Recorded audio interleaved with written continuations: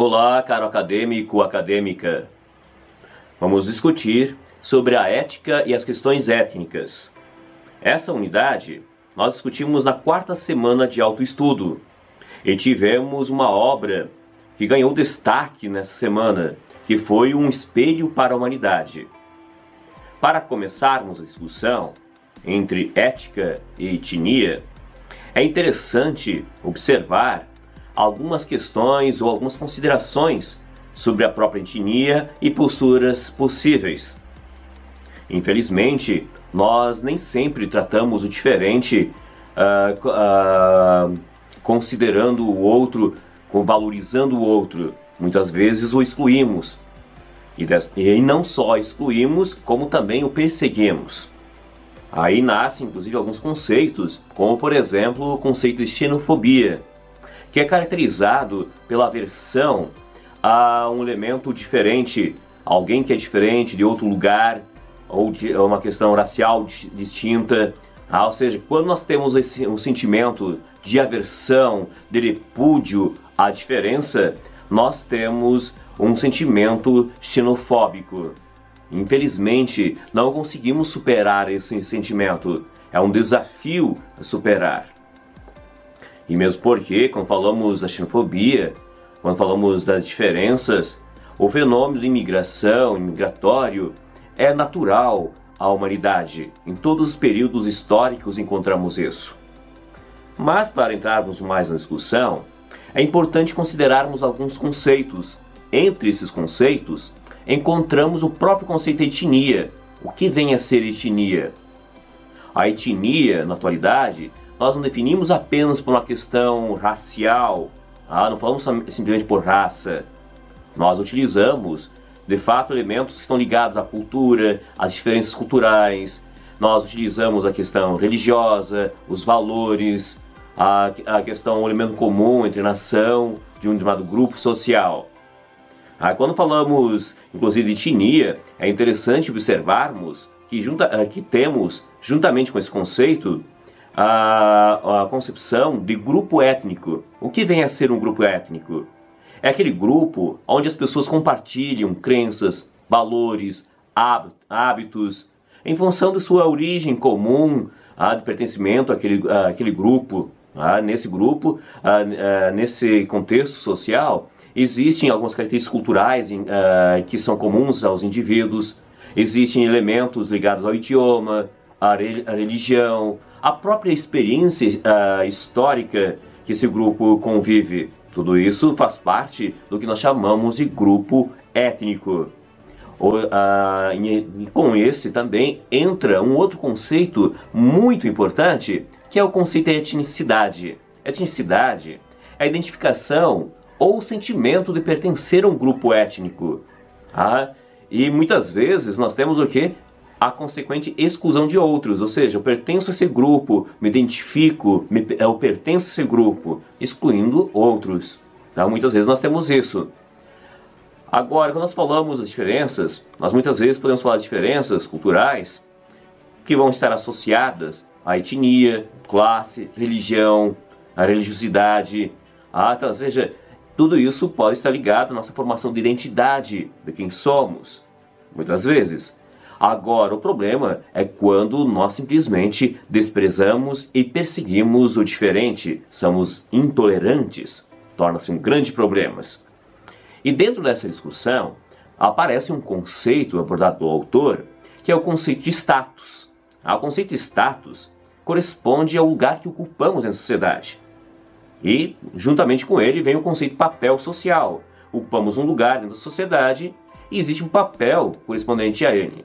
Por exemplo, eu sou professor, é o meu status de professor, e há algo que se espera, o que falamos do papel social. Dentro da sociedade ou de qualquer grupo social, nós teremos status. E muitas vezes, alguns desses status, eles são excludentes, excluem os indivíduos, privam os indivíduos por sua etnia, por seus costumes, por sua religião, por seu gênero. Mas outras vezes nós encontramos status que não são excludentes, que inclusive ajudam o próprio indivíduo a se encontrar, ou valorizam esse indivíduo. Isso devido a uma questão social, por exemplo, um senador, deputado, ser rico ou não. Ou seja, nesse momento temos um status que não exclui. Não quer dizer que nós deveríamos valorizar o indivíduo apenas por ele. Muito pelo contrário. Na verdade, é interessante termos uma avaliação crítica e reflexiva. Nós devemos ter isso. Agora, dentro dos grupos sociais, há um fenômeno que ocorre que nós chamamos de negociação situacional. O que vem ser essa? É quando a identidade do indivíduo ela é usada em alguns momentos e de uma forma e de outra maneira em outros. Por exemplo, quando falo do hispânico, em algumas situações eu utilizo até como uma forma excludente, mas em outros momentos como uma forma de identificação, de valorização. Nesse caso, dentro dos grupos sociais, dentro do próprio país, pode haver justamente uma situação que chamamos de situação situacional, de negociação. Pode ocorrer perfeitamente. Quando nós discutimos essa questão da diferenciação entre os indivíduos, quando falamos da etnia e destacamos o elemento biológico, falando de raça, e excluímos esse indivíduo, perseguimos, nós temos uma concepção racista. Isso chama-se de racismo, o que torna-se um problema. Infelizmente, nós não conseguimos superar ainda o racismo. Não conseguimos superar o racismo, os estereótipos. São desafios que nós temos na sociedade atual, o que implica em questões éticas. Então, nesse sentido, muitas situações, não só por uma questão racial, também temos situações que são determinadas pela condição social do indivíduo. Ou seja, a questão político-social das minorias. Quando falamos de minoria dentro das ciências humanas, principalmente lá na sociologia, vamos encontrar o conceito de minoria como a capacidade de influenciar outros grupos, a capacidade de poder sobre eles. E maiorias, quem tem o poder de decisão, seja por um viés econômico ou seja político. Por isso essa distinção entre minorias e maiorias. É um conceito importante. Sobre a questão da diversidade biológica humana, que de fato é uma característica, somos diferentes e que bom que sejamos diferentes.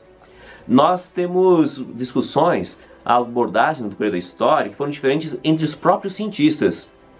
Alguns cientistas colocavam a questão da diversidade em termos de classificação racial, o que hoje não é mais adotado.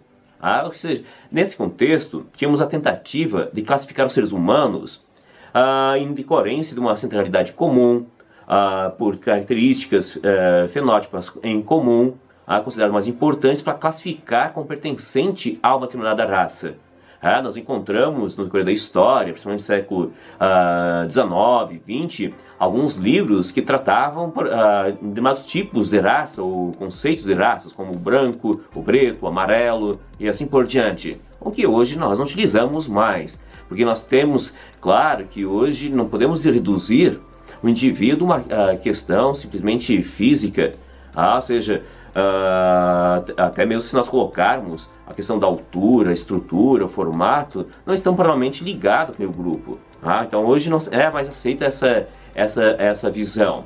Então a semelhança biológica não indica necessariamente que haja uma centralidade comum. Ou seja, muitas mudanças que ocorrem no indivíduo dependem do contexto, da necessidade de adequação ao meio. A própria seleção natural, que é uma discussão estão presentes, é uma outra forma que nós encontramos de explicar. A abordagem explicativa atual, ela busca, de fato, falar das diferenças específicas que estão aí, que são reais, são presentes entre todos nós. E colocam essa questão da adequação do meio, da seleção natural, colocam dessa forma, mas não como maneira de excluir os indivíduos, seja branco, preto, amarelo, como fazíamos em outros contextos. Se nós olharmos livros de histórias antigos, até mesmo antropológicos, nós tínhamos essa tendência. Então hoje não se faz mais dessa forma. É uma visão que infelizmente por muito tempo correu como uma explicação científica. Infelizmente. Hoje, até quando nós falamos da questão de raça, como os seres humanos, privilegiamos mais o conceito da própria etnia, para trazer uma categoria mais cultural do que simplesmente biológica. Então hoje, quando falamos de hispânico, nós falamos, por exemplo, que é o nosso caso de exemplo, nós estamos falando de uma categoria que vai muito além do elemento biológico. Falamos mais fazendo referência à questão da cultura, dos valores. Então, ou seja, a raça em si, a etnia, é vista apenas como uma construção social e não como um elemento determinante biológico. Então nós não ficamos presos a esse conceito. Outra questão importante nessas discussões que estão presentes, é o fato de termos o próprio conceito de nação. O conceito de nação, que abriga vários grupos étnicos, por sinal, na atualidade, ele teve significados no período da história distintos. No passado, ele tinha um significado ligado à tribo, ao grupo, que tinha um idioma em comum, uma religião, uma história, um território, um parentesco em comum. Que dava identidade, fazia identidade, dava características que faziam com que o indivíduo se identificasse como pertencente àquele grupo social. Mas, com o passar do tempo, com a formação do Estado moderno, o conceito nação, ele ganhou o significado de Estado, como unidade política, o qual nós utilizamos até hoje. E é importante considerar o fato que alguns autores mencionam que essas identidades nacionais são comunidades imaginadas, ou seja, formou-se o Estado, mas aí dentro desse Estado, a formação desse Estado, nação, em muitas situações ocorreram situações de conflitos, ignorando a diversidade, sendo que o conceito de nacionalidade, como os europeus, por exemplo, preveram, foi uma nacionalidade construída, ou seja, imaginada, como pertencente a um território, a uma nação. Então, é um conceito de construção. Então, nesse sentido, vem o nosso desafio de compreendermos os indivíduos dentro do Estado, nação, como discutimos hoje. Só que a maneira como nós vamos ver isso pode acontecer de muitas formas. Pode ser para um processo que não é tão interessante, que é o processo de assimilação. A assimilação é quando um determinado grupo étnico assume os valores de um outro grupo predominante, assumindo os padrões, as normas que aquele grupo detinha. No Brasil, nós já tivemos políticas que visavam a assimilação. Por exemplo, durante a Primeira Guerra Mundial, muitos alemães e italianos não podiam falar o seu idioma, o ensino não podia ser feito a partir do idioma de origem dessas pessoas, porque justamente havia essa política com busca de criar uma identidade em comum, onde todos deviam falar a língua portuguesa, principalmente naquele contexto da Primeira Guerra Mundial. Ou seja, era uma forma de imprimir um determinado valor como soberano. Mas, infelizmente, nós desprezamos com essas políticas o elemento multicultural. E hoje nossa tendência é o quê? Discutir em forma de multiculturalismo. Dentro de um país como o nosso, nós temos muitas identidades, muitos grupos sociais diferentes.